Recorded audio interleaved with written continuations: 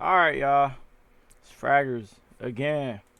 And today, we're going to be looking at the viral armored truck heist and the Special Forces operators who stopped it. Now, granted, I have seen like the little short clip, but I really want to see like the details and like all that greatness. So that's what we're going to be checking out today, you know. I'm probably gonna have another Thursday, upload April come out 22nd, this is only 2021. It's only 4. In the heart of 4:23 South p.m. Africa, a two-man armored It's truck not late running like a usual. routine high-risk cash delivery quickly find themselves in a high-speed ambush after being tailed by a convoy of robbers in a textbook box-in formation and soon take fire at 75 miles per hour. Yeah, I remember this. But what they don't know is the driver of the armored truck is a retired special operator. I didn't know Africa's this part. premier I didn't Tier know 1 that unit, part. The SAPS. I didn't know leading that to part. an intense high-speed Ooh. standoff on one of South Africa's deadliest highways.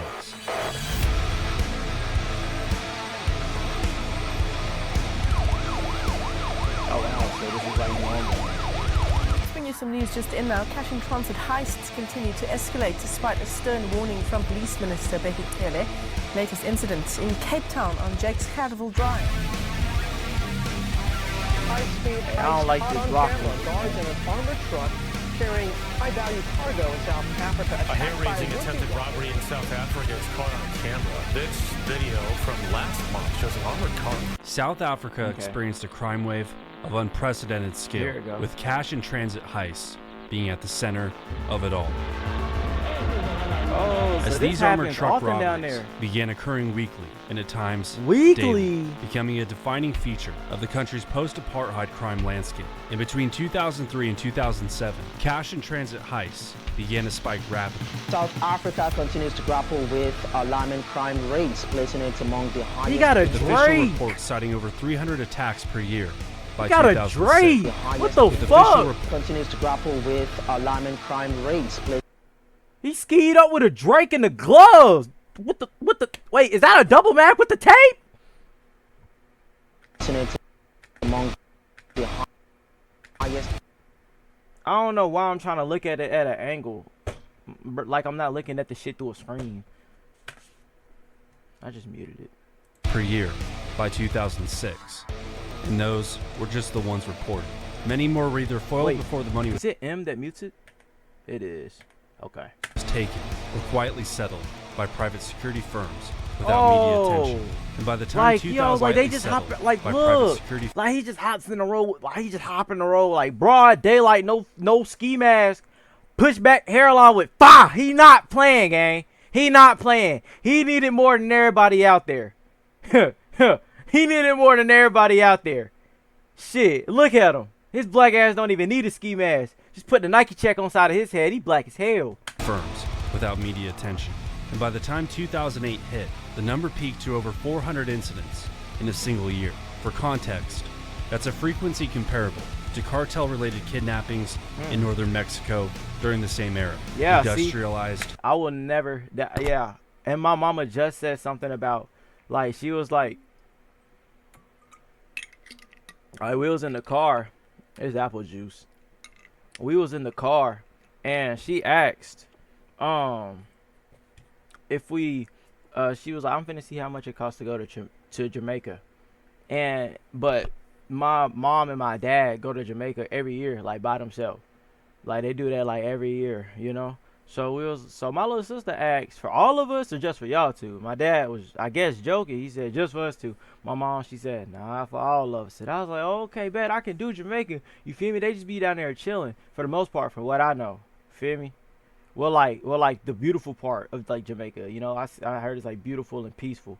You feel me? Then she was like, you know, now I'm finna check how much it is to go to Mexico. I told her, no, keep me here. I'm not going to Mexico. I would never ever go to Mexico in my life. You could call me a bitch. Like, I know like the vacation part of Mexico might be pretty, but it's just like Jamaicans are like black like me, and Mexicans are like, it's just another culture. Like Jamaicans like another culture, but those are still like my people. Like, do I sound racist? That's not racist. Is that racist? Do I sound racist? Is that racist? That can't be racist. It might be. If it's racist, then I don't know. Shit, it wasn't a minute. It was an intent to be. But yeah, I would definitely go to Jamaica just because like I feel more like welcome. That's all. And then it's like Mexico. I really, I got like a few Mexican friends, but I don't speak like no Spanish, bro. On God, my freshman year, I finished Spanish both quarters with a D, a 60, and then the second quarter like a 68. I promise, bro. Like, so I don't know no lick of Spanish, bro. Like, I don't know no Spanish. I don't know none of that. But I know reggae music and I know all that. I just feel more with my people. That's all. Strategic and relentless. Now, but that's unlike still the racist organization within a I cartel, don't care, my nigga. South Africa primarily had 3 large players with skin in the game: ex-military syndicates, cross-border crime networks, and street crews with political connections. Wait.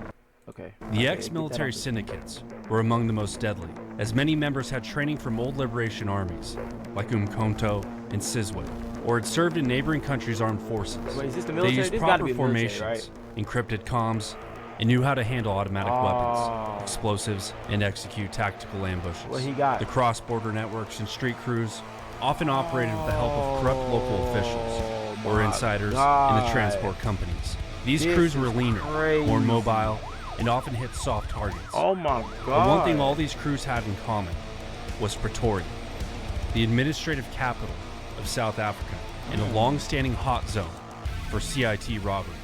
Pretoria is where they made their moves, as the city sits at a crossroads of major transport routes, including arteries to Johannesburg and Limpopo, which makes Pretoria a prime corridor for high-value cash movements. Combine that with sprawling townships, rural outskirts, and slow police response times, and you've got a target-rich environment for organized crews.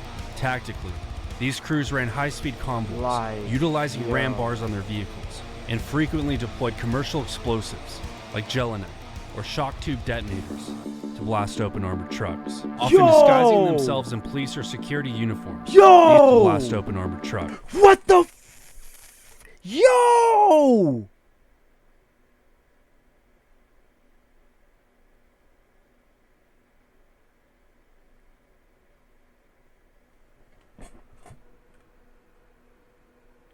Often disguising themselves in police or security uniforms. These crews staged roadblocks, and some even used disguised ambulances to flee with cash, undetected. And the crews got so good that these scores would take an average of under 3 minutes, with some as short as 90 seconds, from ambush to escape. Let's bring you some news just in now. Cash in transit heists continue to escalate despite a stern warning from Police Minister Behikele. Latest incidents in Cape Town. On November 12th of 2018, a CIT vehicle was hit by a convoy of robbers near Pretoria East. Explosives were used, and the getaway was executed in under 2 minutes. One security officer was critically wounded, and no arrests were made. On May 14th of 2019, a team of heavily armed suspects used spike strips to stop a Fidelity truck and held the guards at gunpoint. Explosives were used again, and the rear doors were breached. On April 16th of 2021, where robbers hit a cash van during rush hour, using civilian cars to block traffic.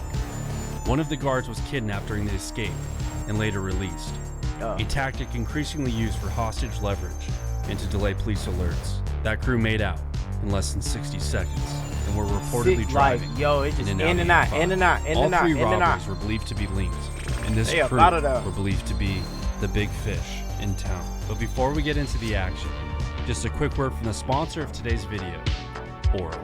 In today's world, data brokers hold information on over 500 million people, each with thousands of data points. This $319 billion industry is rapidly growing and with little regulation. With data breaches and cybersecurity threats on the rise, it's hard to really know how secure your information is.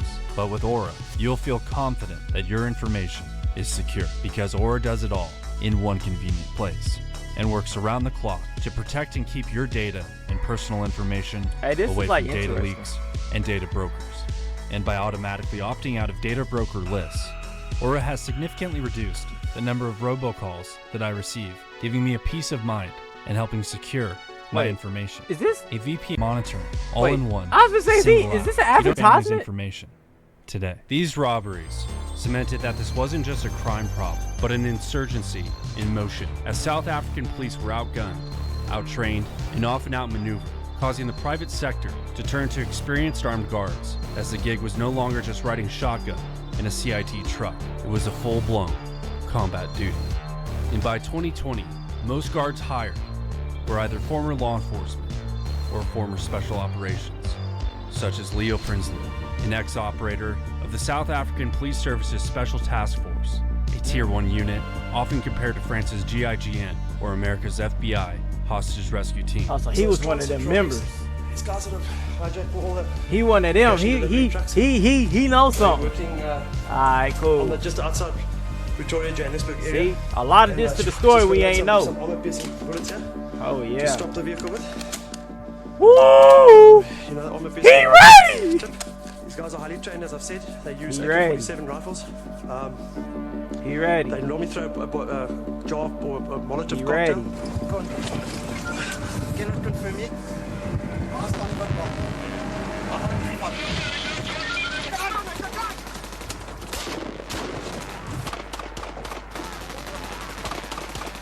After retiring, Prinsloo ran and operated the Edge Shooting Academy, where he taught police, military, and civilians tactical driving, weapons handling, and VIP protection. On the side, Prinsloo began taking CIT escort contracts as a subcontractor for private security companies needing elite-level operators to deter and survive ambushes. And by 2021, Prinsloo was actively operating as a CIT escort driver, contracted for Fortis Proactive Defense Solutions, a private security firm which handled high-threat routes directly through Pretoria. Okay, here's the robbery.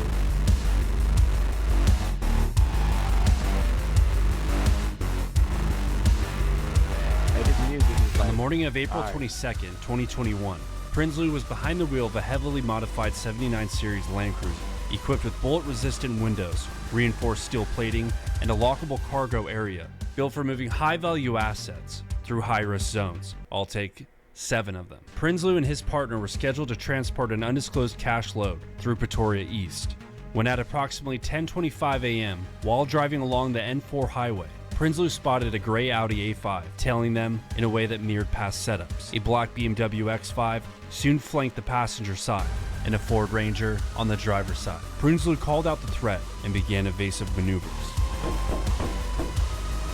But it was already too late. The trap was sprung. At 10:27 a.m., 7.62 rounds tore into the Toyota's windshield and driver's side. 7.62 rounds. That means he firing out of Drake. Prinsloo, an experienced operator, didn't even flinch. With one hand on the wheel, he drew his Glock 17 and scanned for an exit, but he knew not to shoot through the glass, and instead focused on baiting the attackers into overextending.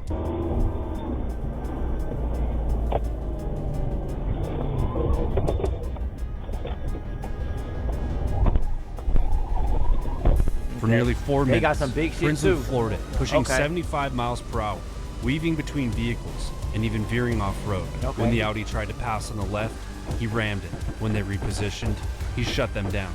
And then, he veered off the highway onto Linwood Road, navigating city traffic while scanning for police or a known staging point. By 10:31 a.m., Prinsloo pulled off into a pre-designated safe area, ready to engage if necessary. Okay. But without firing a single shot, the attackers backed off, likely low on ammo, rattled, or fearing backup. High-speed heist caught on camera. Guards in an armored truck carrying high-value cargo in South Africa attacked by A hair-raising attempted robbery in South Africa is caught on camera. This video from last month shows an armored car crew coming under gunfire in broad daylight. In the weeks following Leo Prinsloo's high-speed survival, the footage leaked and spread across the internet like wildfire. Law enforcement and security professionals around the world dissected it, and for a moment, the South African public, numbed by years of violent crime, found a rare kind of catharsis within it. Someone had survived, fought back, and made it look effortless. But beneath the surface, nothing slowed down in Pretoria. In fact, the year 2021 would go on to be one of the worst on record for CIT robberies in South Africa, as between January and December of 2021, South Africa recorded more than 370 CIT robberies, with the bulk of the attacks still concentrated near Pretoria. Despite the surge of media attention and temporary public outrage, the syndicates weren't shaken. 2021, South Africa recorded more than 370 CIT robberies, with the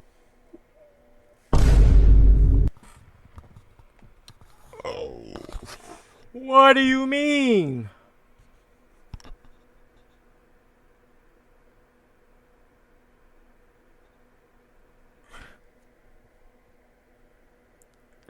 Like, bro, do you understand how many robberies that is? Like, this shit is crazy. bulk of the attacks still concentrated near Pretoria. Despite the surge of media attention and temporary public outrage, the syndicates weren't shaken. If anything, they adapted. Armed response teams began to encounter more aggressive tactics. Larger teams of attackers, sometimes involving up to 15 people per hit, using multiple vehicles to execute coordinated blocking maneuvers. But Prinsloo's video did change a few things, mostly in the private sector. Companies across the country rushed to upgrade their training protocols, investing in tactical driving courses, weapons retention, and route unpredictability. More veterans from SAPS STF and even international contractors began to find work in CIT escort teams. In some ways, Prinsloo's calm under fire became a blueprint for survival, and his name became a shorthand for the kind of operator security firms seek to employ.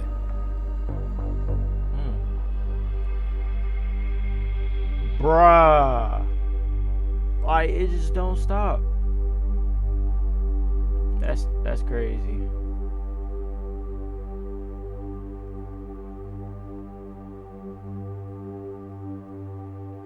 Of course. Hey guys, if you enjoyed this video, be sure to hit that subscribe button. Man, that's crazy. That's crazy, bruh.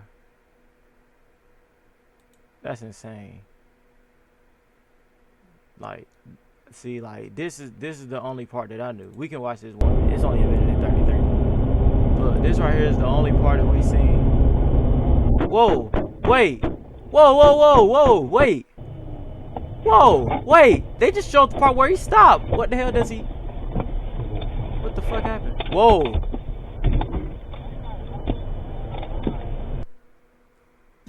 That's it. The path to Did he start shooting? Wait. Whoa, wait, it's more to that video. Wait, it's more to that video. He hopped out and start. Nah, it's more to this video.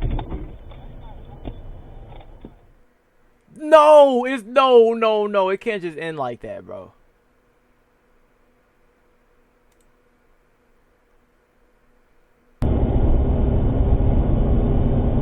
Bro, you're telling me that like that's it, bro? Oh no. Wait, what was his name again? Thursday, April 20th. It's gotta be down here somewhere, right? What was his name? What was his name?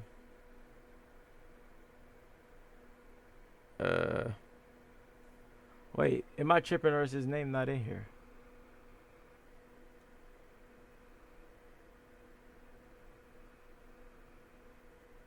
The driver. Bitch, say it, bro. Why are you not saying his name?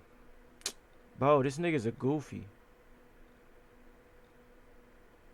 Alright, bro. I think I'm the goofy fella. 2nd, 2021. In the heart of South Africa, a two-man armored truck running a routine high-risk cash delivery quickly find them spook operator from South Africa. What they don't know is the driver of the armored truck is a retired special operator from South Africa's premier Tier 1 unit, the SAPS, leading to an intense high-speed standoff on one of South Africa's. The center began to spike. Bro.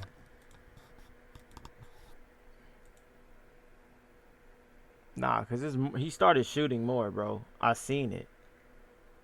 Like, we gonna watch this one. Oh, see? I told you it was more to the video. They picked the wrong target. He was ex-military, and he handled it like one. I knew it was more to the video. I told you it was more to the video, bro. And it said that I had already watched this reel. See, I be on YouTube Reels. Wait. So that means, did I know? Wait, is this the short? Oh, I didn't even watch all of it. Wait, rewind the video. Wait, like, was this watched all the way until I just skipped just now? But, like, nah, because, like, I knew, like, he had to, okay, I wanted to see if he had started shooting. Alright, cool. Well, that's the end of this video, y'all. And I'm probably going to upload another one. So, I'll just catch y'all later on today.